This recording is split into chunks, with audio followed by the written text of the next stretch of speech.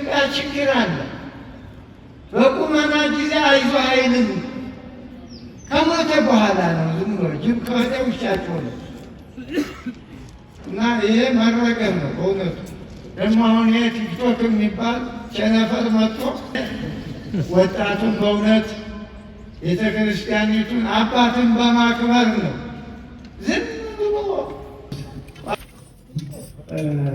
የደቡብ ምዕራብ ሸዋና የሸገር አህጉረ ስብከት ሊቀ ጳጳስ እንዲሁም በመንበረ ፓትርያርክ ጠቅላይ ጽሕፈት ቤት ዋና ስራ አስኪያጅ፣ ብፁዓን አበው ሊቃነ ጳጳሳት፣ በጠቅላይ ቤተ ክህነት የመምሪያ ኃላፊዎች እንዲሁም የአዲስ አበባ አድባራትና ገዳማት አስተዳዳሪዎች፣ በአጠቃላይ በዚህ ሰዓት የቅዱስ አባታችንን የ14ኛ ዓመት መታሰቢያ በዓል እግዚአብሔር ፈቅዶ ለማክበር የተሰበሰባችሁ እንደምን አደራችሁ? እግዚአብሔር ይመስገን በሉ። እንደምን አደራችሁ?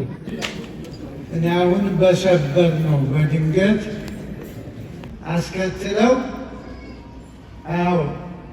ግንዛቤ ለመፍጠር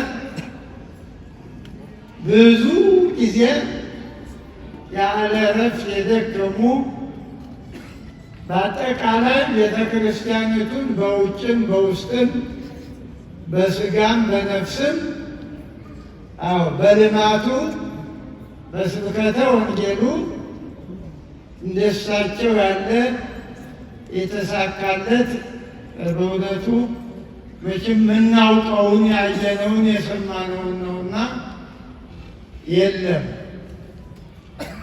እንግዲህ በወንጌሉ እግዚኦ ሐምሰ መካለ ወሀብከኒ ወናሁ ሐምስ መካልይ ለረባይኩ ዲቢሆን፣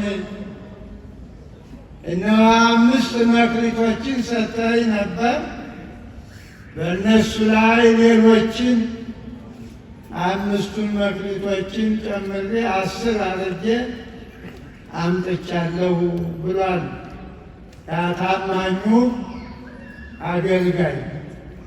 መልሱም ገብርኤል ዘበውሁድ ምእመነ ኮንከ ይበብዙ እሰይመከ፣ አንተ ታማኝ አገልጋይ በጥቂቱ የታመን ወደ ጌታ ደስታ ግባ ነው የተባለ እና ብፁዕ ቅዱስ አቡነ ጳውሎስ ቅድም እንዳልኩት የጨበጡት የረገጡት የተናገሩት ሁሉ የበቀለላቸው እግዚአብሔር የሰውን ጆሮ የከፈተላቸው ተደማጭ አይደለም በሀገር ውስጥ በዓለም የዓለም ጆሮ የተከፈተላቸው በእውነት ትልቅ አባት ብዙ መንፈሳዊ ልጆቻቸውን ብዙ ሊቃነ ጳጳሳትን የተኩ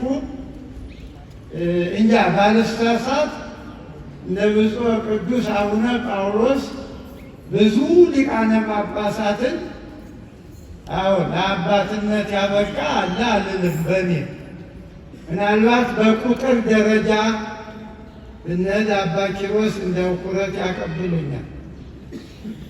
ምን ያህል ነው ቅዱስ አባታችን የሾሟቸው? እኔ የመጨረሻ ልጅ ስለሆንኩ እንግዲህ ከኔ በላይ ያሉትን ብዙ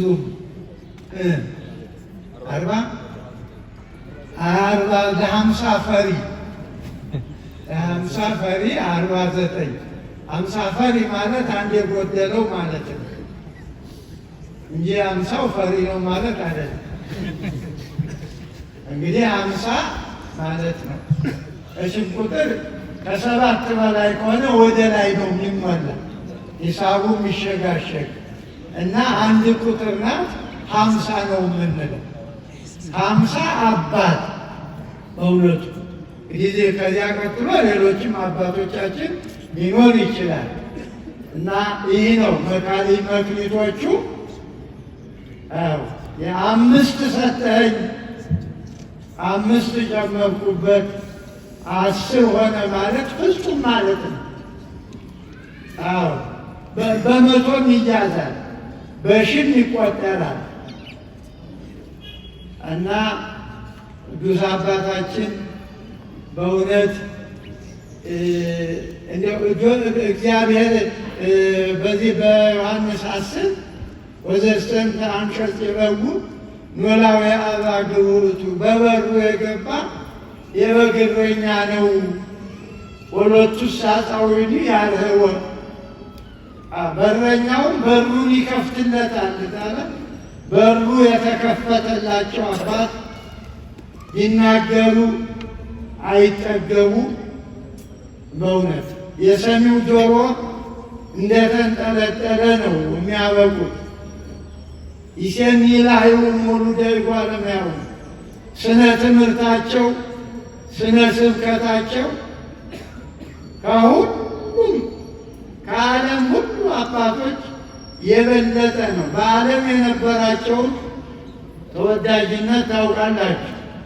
የኢትዮጵያ ቤተ ክርስቲያን በብፁዕ ቅዱስ አቡነ ጳውሎስ ጊዜ ምን እንደሆነ የትም ውጭ አገር ስትሄዱ ካህን ሆናችሁ ጳውሎስ ነው የሚሏችሁ። አስቀድሞ ማለት ነው። እኔ ገጥሞኛል። ጣሊያን ዳንኤል ሰይፈ ሥላሴ ሰይፈ ሚካኤል ጋር ጣሊያን ተልከን እና ገና እስከ ኢትዮጵያ ሲባል ጳውሎስ አሉ። እኔ በሳቸው ስም ጉኜ እንደከበርኩ ያመቶ ጳውሎስ ይለኛል እና በእውነቱ ታላቅ አባት በዓለም ሁሉ የተደነቁ ዓለም ጆሮውን የሰጣቸው ቅድም እንዳልኩት በጎችን በሳር በውሃ ያስተማሩ HIV እንደ እሳት በተቀጣጠለበት ጊዜ ቅድም እንዳልኳችሁ ብፁዓን ሊቃነ ጳጳሳትን እያስከተሉ ጉባኤ እየሰሩ በየአድባራቱ ብዙዎቻችሁ ያው እንደኔ ገጥማችሁ ይሆናል እና እንዲህ ያሉ አባት ሞቱ አይባልም። በእውነቱ በልማቱ ሲከድ ዛሬ አዲስ አበባ በእሳቸው የታቀደው ነው። ትምህርት ቤቱ፣ ልማቱ። የብፁዕ ቅዱስ አቡነ ጳውሎስ ደግሞ ልዩ ጠባያቸው ብዙ ጊዜ በዓለም መሪዎቹ ከነሱ በፊት ያለውን ያበላሻሉ፣ እንደገና ጎጆዎች ይሆናሉ። ብፁዕ ቅዱስ አቡነ ጳውሎስ እኛ ገና ነን፣ ፕሮጀክት አልነደፍንም፣ የብፁዕ ቅዱስ አቡነ ቴዎፍሎስ ነው ይሉ ነበር። የእኛማ ገና ነው አሉ፣ ያን ጅምሩን ነው አሉ፣ ይህም መጨረስ ነው ይላሉ። እንግዲህ መሪ ሲበቃ እንደዚህ ነው፣ ባለው ላይ ነው የሚቀጥል። ያ ሲሆን እድገት ይመጣል። አለበለዚያ ሁልጊዜ ጎጆዎች እየሆኑ እንደው አያምርም ማለት ነው እና ለየት ያለ ነው ጠባያቸው። ብፁዕ ቅዱስ አቡነ ጳውሎስና አቡነ ጎርጎርዮስም እንደዚህ ነበሩ። ንግግር ሲጀምሩ አባታችን እንዲህ ብለው ነው የሚሉ መግቢያቸው የንግግራቸው። ሁለቱም የእሳቸው ልጆች ስለሆኑ ማለት ነው። ብፁዕ ቅዱስ አቡነ ጳውሎስም ብፁዕ አቡነ ጎርጎርዮስም ያው ተመሳሳይ ናቸው። ራእያቸው ሁሉ ብፁዕ አቡነ ጎርጎርዮስ እዚህ አልመቻቸው ሲል አሰራሩ የቤተ ክህነቱ ሰው ሲያስቸግራቸው እንደ ራሴ ነበሩ። አይ የለም እኔ አባቴ ወደ ጀመሩ ዝዋይ ልሂድ ብለው አንዳንዴ ቤተ ክህነቱ አስቸጋሪ ነው። ስራ ሲጀመር በጣም እንቅፋቱ መብዛት በጣም አሉ ዛሬ ብዙዋይ የምታዩት ነው። የሰው ችግኝ ጣቢያ ነው እኔ ሁልጊዜ ብዙ አባቶች የፈለቁበት ብዙ ሰባክያን ብዙ መምህራን እና የሁለቱ ይመሳሰላሉ። የብፁዕ ቅዱስ አቡነ ጳውሎስና የብፁዕ አቡነ ጎርጎርዮስ አካል አመራር ራእያቸው ተመሳሳይ ናቸው።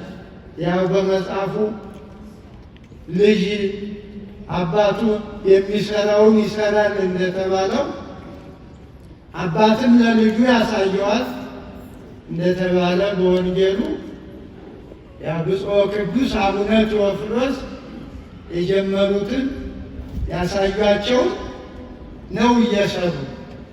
ታዲያ እኛም እንግዲህ በዓላቸውን ስናከብር ቁጥሩን ሳይሆን ልክ እሳቸው በነደፉት እሳቸው በሄዱበት እሳቸው የጀመሩትን ማስከድ አለብን ማለት ነው እና በእውነት እንደው ምን እድሜ ትንሽ ለነዚህ ቢጨምር ጥሩ ነበር። ግን በሰው የማይሆን ስለሆነ የእሱ ስለሆነ ባሉበት ጊዜ የሰጡት ያስተማሩን ያየነው ለብዙ ጊዜ የሚሆን ስለሆነ እንግዲህ ብፁዕ አቡነ ሳዊሮስም ብፁዕ አቡነ ዲዮስቆሮስም ዛሬ በዓሉን እንደው በደመቀ ባይሆን ግን እንደዚህ አልነበረም።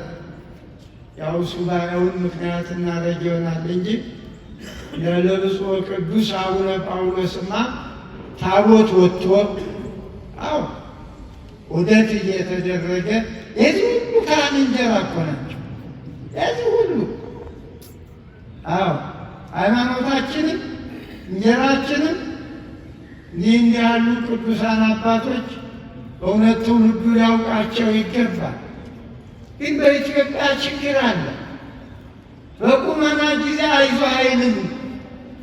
ከሞተ በኋላ ነው ዝም ብሎ ጅብ ከወደ ውሻቸው ነው እና ይሄ መረገም ነው በእውነቱ።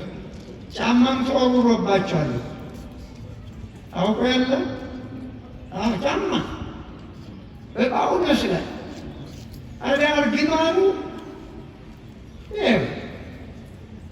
እና በእውነት ልብ መግዛት አለብን። በቁመና ነው አይዟችሁ ማለት ሲያዝዙን መታዘዝ፣ የጀመሩትን ምን ልርዳ ማለት በቁመና ነው። ይሄ እንደ በሳቸውን ብቻ አይደለም።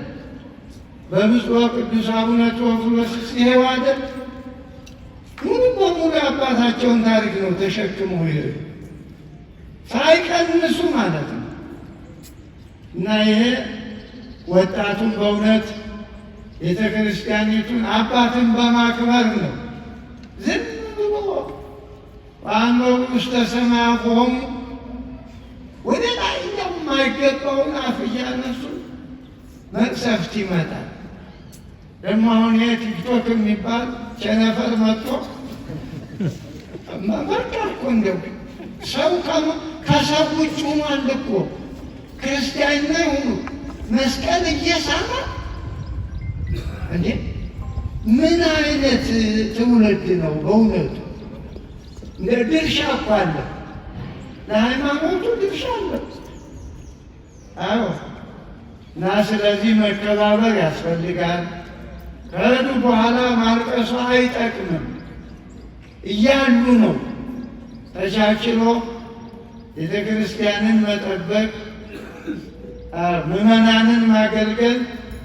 አለበለዚያ በዚህ በሚቀረው ሳንቲም አባት እየተሳደቡ ሳንቲም ይገባልኛል ማለቱ ይሄ መቅሰፍት ነው፣ እርግማን ነው በእውነቱ። እና ስለዚህ ልብ ልንገዛ ይገባል። የአባታችን የብፁዕ የቅዱስ አቡነ ጳውሎስ የሌሎችም የባስልዮስ፣ የቴዎፍሎስ፣ የተክለ ሃይማኖት፣ የመርቆሬዎስ ረድኤት በረከት ይደርብን። አገራችንን ሰላም ያድርግልን። በዓሉም የሰላም የበረከት ያድርግልን።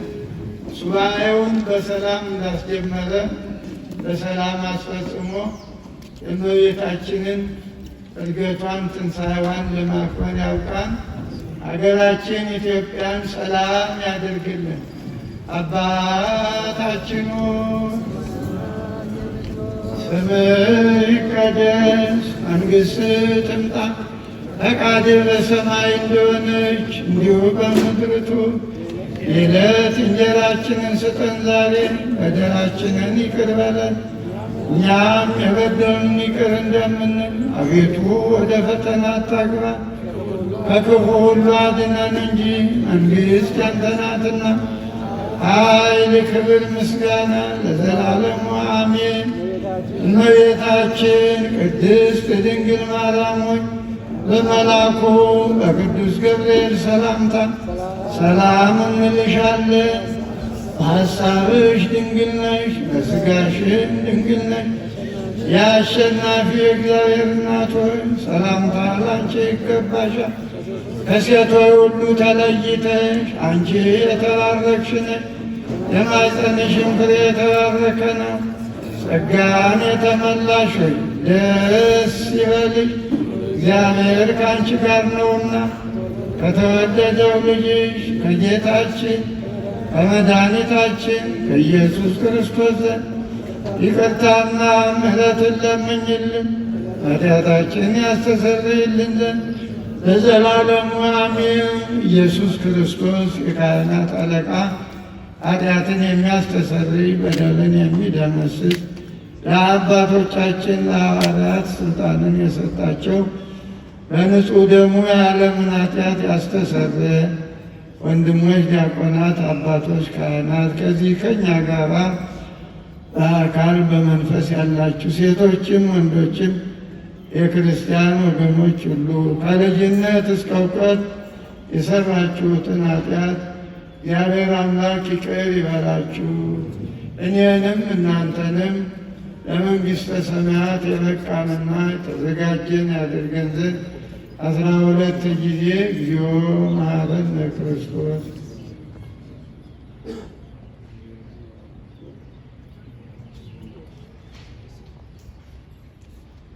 እንተ እግዝእትነ ማርያም መሐረነ ክርስቶስ።